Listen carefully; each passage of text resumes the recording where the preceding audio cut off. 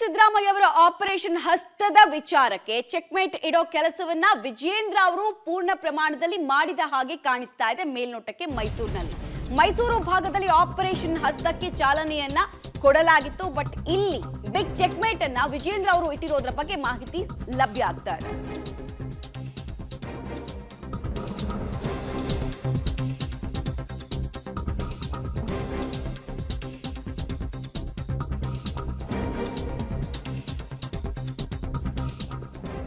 BSY ಆಪ್ತನ Congress ಸೇರ್ಪಡೆಯನ್ನ B Y Vijayendra ಅವರು ತಪ್ಪಿಸಿದ್ದಾರೆ.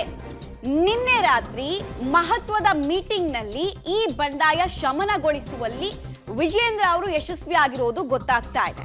ಪ್ರಮುಖವಾಗಿ ಸದಾನಂದ ಅವರ ಮನವೊಲಿಸುವಲ್ಲಿ ಯಶಸ್ವಿಯಾಗಿದ್ದಾರೆ ಬಿವೈ ವಿಜಯೇಂದ್ರ ಅವರು. ಇದಕ್ಕೆ ಸಂಬಂಧಪಟ್ಟಂತಹ ಫೋಟೋವನ್ನ ಕೂಡ ಹರಿಬಿಡ್ಲಾಗಿದೆ. ಈ ಮೂಲಕ ನಮ್ಮಲ್ಲಿ ಎಲ್ಲವೂ ಸರಿ ಇದೆ, ನಮ್ಮನ್ನ ಬಿಟ್ಟು ನಿಮ್ಮ ಮನೆಗೆ ಬರೋರು ಯಾರೂ ಇಲ್ಲ ಅನ್ನೋ ಸಂದೇಶವನ್ನ ಕೂಡ ಸಿಎಂ ತವರು ಮೈಸೂರಿನಲ್ಲೇ ಬಿಜೆಪಿ ಕೊಟ್ಟ ಹಾಗೆ ಕಾಣಿಸ್ತಾ ಇದೆ. ಸಿಹಿ ತಿನ್ನಿಸಿ ಎಲ್ಲವೂ ಸರಿ ಹೋಯ್ತು, ಇದ್ದಂತಹ ಅಸಮಾಧಾನ ಶಮನ ಆಗಿದೆ ಅನ್ನೋ ಮೆಸೇಜ್ ಅನ್ನ ಬಿವೈ ವಿಜಯೇಂದ್ರ ಅವರು ಕೊಟ್ಟಿರೋದು ಗಮನಿಸ್ತಾ ಇದೀವಿ ನಾವು.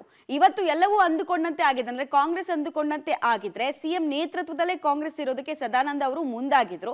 ಬಟ್ ಇದರಿಂದ ಬಹಳಷ್ಟು ಲಾಸು ನಮಗಾಗತ್ತೆ ಅನ್ನೋ ಅರಿವು ಬಿಜೆಪಿಗೆ ಇದ್ದಿದ್ರಿಂದ ರಾತ್ರೋರಾತ್ರಿ ಈ ಆಪರೇಷನ್ಗೆ ಬ್ರೇಕ್ ಹಾಕೋ ಕೆಲಸವನ್ನ ಕೂಡ ಮಾಡಲಾಗಿದೆ. ಇದಕ್ಕೆ ಸಂಬಂಧಪಟ್ಟಂತಹ ಫೋಟೋ ಕೂಡ ಪಬ್ಲಿಕ್ ಟಿವಿ ಆಕ್ಸೆಸ್ ಮಾಡಿದೆ.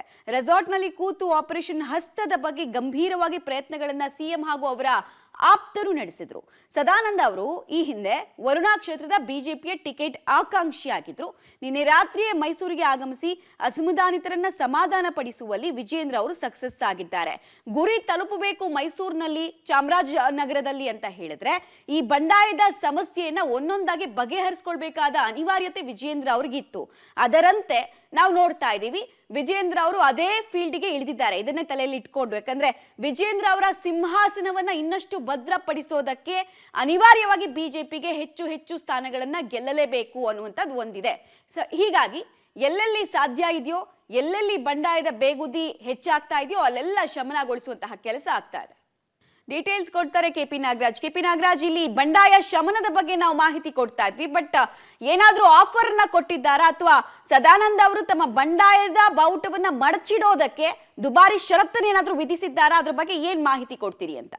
ಮಮತಾ, ಯಾವಾಗ ಮೈಸೂರು ಲೋಕಸಭಾ ಚುನಾವಣೆ ವಿಚಾರದಲ್ಲಿ ಸಿಎಂ ಸಿದ್ದರಾಮಯ್ಯ ಬಹಳ ಆಕ್ಟಿವ್ ಆಗಿದ್ರು, ಜೊತೆಗೆ ಸ್ಥಳೀಯವಾಗಿ ಬಿಜೆಪಿ ಮತ್ತು ಜೆಡಿಎಸ್ ನ ಕಾರ್ಯಕರ್ತರನ್ನ ತಮ್ಮ ತೆಕ್ಕೆಗೆ ತೆಗೆದುಕೊಳ್ಳುವಂತ ಪ್ರಯತ್ನವನ್ನ ಮಾಡಿದ ತಕ್ಷಣದಲ್ಲೇ ಬಿಜೆಪಿಯು ಕೂಡ ಅಲರ್ಟ್ ಆಗಿದೆ.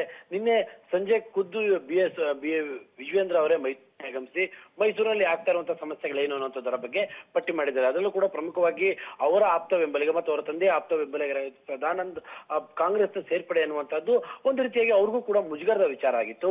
ಹೀಗಾಗಿ ನಿನ್ನೆ ಸಂಜೆಯೇ ಅವರನ್ನ ಖಾಸಗಿ ಹೋಟೆಲ್ಗೆ ಕರೆದುಕೊಂಡು ಅವರಿಗಿರುವಂತಹ ಸಮಾಧಾನವನ್ನ ಪಡಿಸುವಂತ ಕೆಲಸವನ್ನ ಮಾಡಿದ್ದಾರೆ. ನಿರ್ದಿಷ್ಟವಾಗಿ ಇಂಥದ್ದೇ ಅಥವಾ ನಿರ್ದಿಷ್ಟವಾಗಿ ಇಂಥದ್ದೇ ಆಫರ್ ಅನ್ನುವಂತಹದ್ದು ಯಾವುದು ಕೂಡ ಕಂಡು ಬರ್ತಾ ಇಲ್ಲ. ಸದ್ಯಕ್ಕೆ ಹೋಲಿಸುವಲ್ಲಿ ಯಶಸ್ವಿಯಾಗಿದ್ದಾರೆ. ಕೆಲವೊಂದು ಬಾರಿ ಹೆಂಗಾಗ್ಬಿಡುತ್ತೆ ಅಂದ್ರೆ ಮಮತಾ, ಏನನ್ನು ಕೊಟ್ಟಿದ್ರು ಕೂಡ ನಾಯಕರುಗಳು ಪ್ರೀತಿಯಿಂದ ಆಪ್ತತೆಯಿಂದ ಮಾತಾಡಿಸುವಂತದ್ದೇ ಬಹಳ ಇಂಪಾರ್ಟೆಂಟ್ ಆಗ್ಬಿಡುತ್ತೆ. ಆ ಒಂದು ಕೆಲಸವನ್ನ ಮೇ ಬಿ ವಿಜಯೇಂದ್ರ ಅವರು ಸದಾನಂದ ವಿಚಾರದಲ್ಲಿ ಮಾಡಿರುವಂತಹ ಸಾಧ್ಯತೆಗಳಿದಾವೆ. ಯಾಕಂದ್ರೆ ಈ ಸಂದರ್ಭದಲ್ಲಿ ಯಾವ ಆಫರ್ ಕೊಡೋದಕ್ಕೆ ಇವರ ಬಳಿ ಏನು ಸರ್ಕಾರ ಇಲ್ಲ. ಹಾಗಾಗಿ ಭವಿಷ್ಯದ ದೃಷ್ಟಿಯಿಂದ ಒಂದಷ್ಟು ಮಾತುಗಳನ್ನ ಹೇಳಿರ್ಬೋದೇನೋ. ಸದ್ಯಕ್ಕಂತೂ ಏನು ಲಿಂಗಾಯತ ಸಮುದಾಯದ ವರ್ಣ ಭಾಗದ ಲಿಂಗಾಯತ ಸಮುದಾಯದ ಮುಖಂಡನನ್ನ ಸೆಳೆಯುವಂತ ಸಿದ್ದರಾಮಯ್ಯನವರ ಪ್ರಯತ್ನಕ್ಕೆ ವಿಜಯೇಂದ್ರ ರಾತ್ರೋರಾತ್ರಿ ಚೆಕ್ಮೇಟ್ ಅನ್ನಂತೂ ಇಟ್ಟಿದ್ದಾರೆ. ಸದ್ಯಕ್ಕೆ ತಮ್ಮ ಆಪ್ತ ಕಾಂಗ್ರೆಸ್ಗೆ ಹೋಗುವಂತದ್ದನ್ನ ತಪ್ಪಿಸುವ ಮೂಲಕವಾಗಿ ತಮಗೆ ಆಗ್ತಾ ಇದ್ದಂತ ಚಿಕ್ಕು ಪುಟ್ಟದಂತ ಇರುಸು ಮುರುಸನ್ನು ಕೂಡ ಅವರು ನಿವಾರಿಸಿಕೊಂಡಿದ್ದಾರೆ. ಮಮತಾ, ಧನ್ಯವಾದ ಕೆಪಿ ನಾಗರಾಜ್ ತಮ್ಮ ಮಾಹಿತಿಗಾಗಿ.